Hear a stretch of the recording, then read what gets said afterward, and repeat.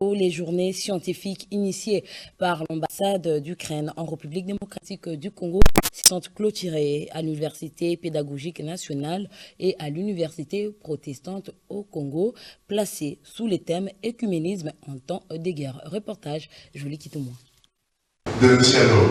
Au cours de ces conférences, les orateurs ont partagé les expériences vécues par le peuple congolais et ukrainien, mettant en lumière la similarité des souffrances causées par les guerres d'agression. Ils ont également abordé la controverse entourant l'appel à la guerre sainte lancé par le patriarche de l'Église orthodoxe russe, une position que l'Ukraine rejette fermement. Ces échanges visaient à éveiller la conscience des étudiants sur les rôles et la position de l'Église dans la résolution des conflits à la lumière du thème central de l'œcuménisme en temps de guerre. Nous avons l'obligation, nous en tant qu'Église, de toujours promouvoir la paix à n'importe quel prix.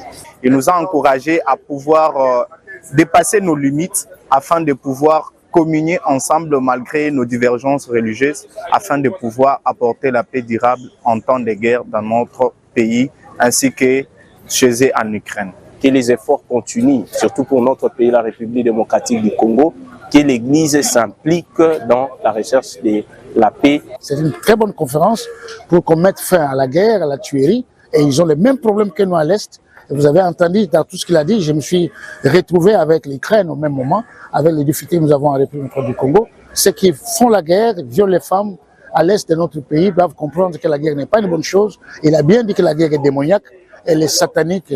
Il faut mettre fin à la guerre pour prôner la paix. Dans son intervention, l'ambassadeur d'Ukraine, initiateur de ces conférences, a réaffirmé les soutiens du peuple ukrainien au peuple congolais. De son côté, l'archimandrite Cyril Alexandrie a lancé un appel au pardon, à la réconciliation et à l'unité entre le peuple du monde. Je clôture ma mission ici à Kinshasa. On a parlé des génocides, on a parlé de l'œcuménisme, mais également on a parlé de l'espoir.